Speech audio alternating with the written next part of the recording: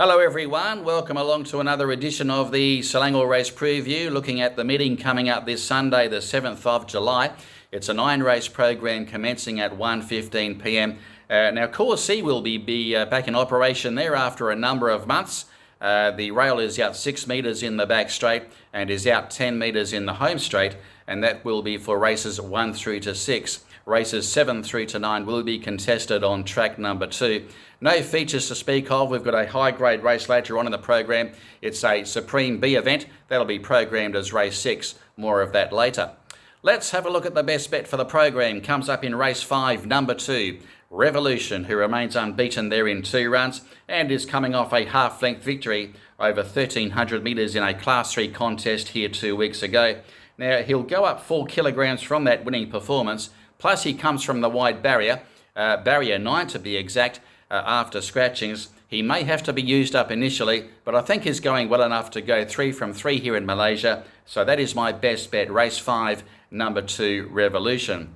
Now, from the trials, it was quite a quiet session there on Tuesday, so we'll go back to the June 25 session and looking at one from the trials in race 2, number 5, Style of Dragon, who is first up for 2 months. Now, this horse is coming off a winning trial going back Tuesday week ago, went to the line okay, and I think can improve this preparation. It's only had the 1 placing from 11 Malaysian starts. Azizi, the apprentice, will take the ride and strikes a winnable Class 5B race. It's not an overly strong field, this one, and Style of Dragon might be one for the trifectas there. That is race 2, number 5 from the trials.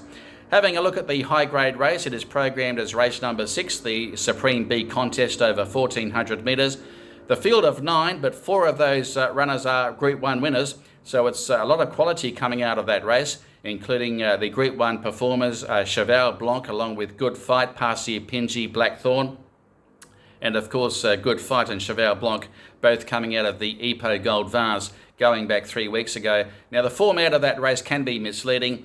For a start, the track was very wet and sodden at the time the race was run, plus it was run under torrential conditions, so it may pay to forgive those 2 performances. Cheval Blanc normally doesn't strike wet tracks all that well, and Good Fight may have found the distance a fraction short also.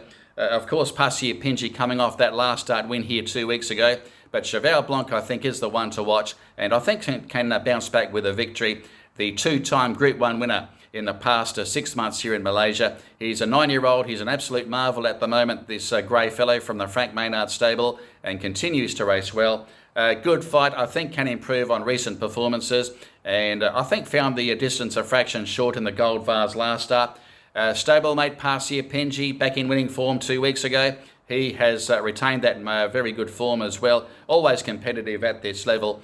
And the stablemate of Cheval Blanc, Circuit Mission, I think is one to watch as well. He's only had the 2 race starts. He's coming off a Penang victory against a weaker opposition last time out, freshened up for Sunday's assignment, and he may be one for the trifectas as well. But overall, my selections in race number 6 are 1 from 2, 4 and 3. So I think those at the top of the weights can dominate that event on the program. That is race number 6 over the 1,400 metres. Now, the next meeting coming up from Selangor Turf Club will be next Saturday. It's going to be on the 15th of July. The feature race, by the way, is the New Zealand Bloodstock 3-year-old trophy. So that's the feature race, and all of that next week. I'll catch you again same time next week for another edition of the Selangor Race Preview. Until next week, good luck everyone, and hope you can back a winner along the way.